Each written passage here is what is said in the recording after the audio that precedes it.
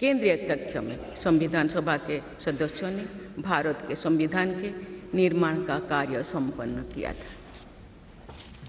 आज ही के दिन उस वर्ष हम भारत के लोगों ने अपने संविधान को अपनाया था। स्वाधीनता के बाद संविधान सभा ने भारत की अंतरिम संसद के रूप में भी कर्तव्य निर्वहन किया। प्रारूप समिति के अध्यक्ष बाबा साहेब डॉक्टर भीमराव अंबेडकर हमारे संविधान के प्रमुख निर्माताओं में से थे। बाबा साहेब की 125वीं जयंती के वर्ष में यानी सन 2015 में 24 नवंबर को प्रतिवर्ष संविधान दिवस के रूप में मनाने का निर्णय लिया गया और निर्णय अत्यंत सार्थक सिद्ध हुआ है। आज के दिन पूरा देश भारतीय लोकतंत्र के आधार हमारे संविधान के प्रति तथा उसके निर्माताओं के प्रति आदर व्यक्त करता है। हम भारत के लोग अपने संविधान के प्रति व्यक्तिगत और सामूहिक स्तर पर आस्था व्यक्त करते हैं। अनेक योजनाओं के माध्यम से देशवासियों को, विशेषकर युवा वर्गों को संवैधानिक आदर्शों से अवगत कराया जाता है। संविधान दिवस से मनाने की परंपरा का शुभारंभ करने और उसे निरंतरता प्रदान करने की जितना भी प्रशंसा की जाए वो कम। माननीय सदस्य संसदगण संसदीय प्रणाली को अपनाने के पक्ष में संविधान सभा में जो ठोस तर्क दिए गए थे वो आज भी प्रासंगिक है। विश्व के विशालतम लोकतंत्रों में जन आकांक्षाओं को अभिव्यक्त करने वाली भारतीय संसद विश्व के अनेक लोकतंत्र के लिए आज एक उदाहरण के रूप में प्रतिष्ठित है। हमारे संविधान निर्माता चाहते थे कि संविधान के माध्यम से हमारा सामूहिक और व्यक्तिगत स्वाभिमान सुनिश्चित रहे। मुझे ये कहते हुए बहुत प्रसन्नता होती है कि बीते दशक में हमारे संसद ने जन आकांक्षाओं को अभिव्यक्त करने के अत्यंत प्रभावी उदाहरण प्रस्तुत किया है। संविधान निर्माताओं की अपेक्षाओं पर खरा उतरने के लिए मैं आप सभी सांसदों को बहुत बहुत बधाई देती हूँ। साथ ही कृतज्ञ राष्ट्र की ओर से मैं संविधान सभा के परम सम्मानीय सदस्यों की स्मृति में सादर नमन करती हूँ। हमारे संविधान के अंतरात्मा जिन आदर्शों में अभिव्यक्त होती है वो आदर्श है सामाजिक, आर्थिक एवं राजनैतिक न्याय, स्वतंत्रता, समता और बंधुता। मुझे ये देखकर हर्ष होता है कि इन सभी आयामों पर संसद सदस्यों ने संविधान निर्माताओं की परिकल्पनाओं को यथार्थ स्वरूप प्रदान किया है। हमारी संसदीय प्रणाली की सफलता के ठोस प्रमाण के रूप में आज भारत विश्व की तीसरी सबसे बड़ी अर्थव्यवस्था बनने की ओर तेज गति से अग्रसर है। भारत में लगभग 25 करोड़ लोगों के गरीबी की सीमा रेखा से बाहर आने से आर्थिक न्याय के पैमाने पर विश्व की सबसे बड़ी सफलता अर्जित है। हमारे संविधान में सामाजिक न्याय को प्रमुखता दी गई है। सामाजिक न्याय के आदर्शों के अनुरूप समावेशी विकास के प्रयास किए जा रहे हैं। ऐसे अनेक प्रयासों में इकोनॉमिकली वीकर सेक्शंस के लिए शिक्षण संस्थाओं और रोजगार में आरक्षण का प्रावधान करना, दिव्यांगजनों की परिभाषा को विस्तार देते हुए उनके हित में विशेष अधिनियम लागू करना और उसे कार्यरूप देना तथा राष्ट्रीय पिछड़ा वर्ग आयोग को संवैधानिक दर्जा प्रदान करना शामिल है। 3 तलाक से जुड़े सामाजिक कुरीति पर अंकुश लगाकर संसद ने हमारी बहनों बेटियों के सशक्तिकरण और सामाजिक न्याय की दिशा में ऐतिहासिक कदम उठाए हैं। देश के आर्थिक एकीकरण के लिए स्वाधीनता के बाद का सबसे बड़ा टैक्स सुधार गुड्स एंड सर्विसेज टैक्स के रूप में किया गया है। आर्टिकल 370 के प्रावधानों को निरस्त करके देश के समग्र राजनैतिक एकीकरण के मार्ग में बाधक बने हुए अवरोध को दूर किया गया। नारी शक्ति बंधन अधिनियम द्वारा वुमेन लीड डेवलपमेंट के एक नए युग आरंभ होगा। नारी शक्ति अर्थात मातृशक्ति के बंधन का हमारे संस्कृति में अत्यंत महत्वपूर्ण स्थान रहा है। इस वर्ष 7 नवंबर से हमारा राष्ट्रगीत वंदे मातरम की रचना के 150 वर्षों पूरी होने के उपलक्ष्य में देशव्यापी स्मरण उत्सव मनाया जा रहा है।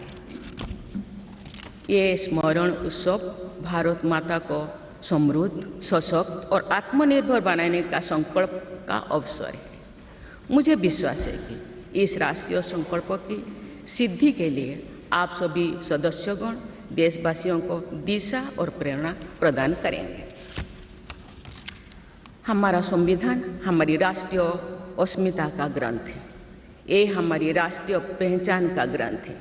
ये कॉलोनियल माइंडसेट का परित्याग करके नेशनलिस्ट माइंडसेट के साथ देश को आगे बढ़ाने की मार्गदर्शक ग्रंथ है।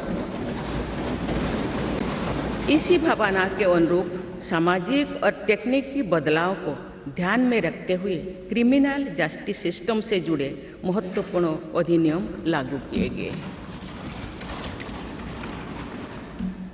दंड के स्थान पर न्याय की भावना पर आधारित भारतीय न्याय संहिता, भारतीय नागरिक सुरक्षा संहिता और भारतीय साक्ष्य अधिनियम को लागू किया गया है। ऐसे अनेक प्रगतिशील वैधानिक को सार्थक विमर्श के बाद पारित करने के लिए मैं संसद सदस्यों की मुक्त कंठ से सराहना करती हूँ। संविधान संशोधन के प्रावधानों के महत्व पर चर्चा करते हुए इस बात को रेखांकित किया गया था कि संविधान में ही ऐसी व्यवस्था होनी चाहिए जिसके बल पर भावी पीढ़ियां आवश्यक अनुसार समयानुकूल संशोधन कर सकें। इस प्रकार संविधान निर्माताओं ने हमारे संविधान को गतिशीलता और जीवंतता प्रदान की है। माननीय सांसदगण, हमारे संविधान निर्माताओं ने भारत के लोकतंत्र को संवैधानिक आधार प्रदान करने के साथ साथ हमारी राष्ट्रीय एकता का ताना बाना भी बुना। संविधान निर्माण में अग्रणी भूमिका निभाने के साथ साथ सरदार पटेल ने अनेक रियासतों के विलय का महान कार्य करके भारत की एकता को नया स्वरूप दिया। इस वर्ष सरदार पटेल की 150वीं जयंती देशवासियों ने मनाई। उनकी 150वीं जयंती के उपलक्ष्य में पिछले वर्ष से आगामी वर्ष तक चलने वाले कार्यक्रम के माध्यम से देशवासी राष्ट्रीय एकता तथा गौरव की आदर्शों से जुड़ेंगे। हमारी संसद हमारे राष्ट्र का प्रतिबिंब है। लौह पुरुष सरदार वल्लभ भाई पटेल के आदर्शों को प्रसारित करने तथा कार्यरूप देने में आप सबका योगदान महत्वपूर्ण है। जौन अभिव्यक्ति को परिलक्षित करने वाली हमारे संसदीय प्रणाली विभिन्न आयामों पर और अधिक मजबूत होती गई है। वयस्क मताधिकार का प्रावधान करके हमारे संविधान द्वारा जनता के विवेक पर जो आस्था व्यक्त की गई है, उसकी सफलता की विश्व के अन्य अनेक देशों में सराहना की जाती है। पिछले कुछ वर्षों के दौरान महिला मतदाताओं द्वारा बढ़ चढ़कर मतदान करना हमारी लोकतांत्रिक चेतना को विशेष सामाजिक अभिव्यक्ति देता है। महिला, युवा, गरीब, किसान, अनुसूचित जाति और जनजाति समुदाय के हमारे देशवासी, मिडिल क्लास तथा न्यू मिडिल क्लास के लोग हमारी लोकतांत्रिक प्रणाली को पंचायत से संसद तक मजबूती से दे रहे हैं। हमारी समावेशी लोकतंत्र में जन जन की भागीदारी को प्रोत्साहित किया जा रहा है। धरती आबा भगवान बिरसा मुंडा की जयंती के दिन जनजातीय गौरव दिवस मनाने की परंपरा शुरू की गई है और उसे बहुआयामी विस्तार दिया जा रहा है।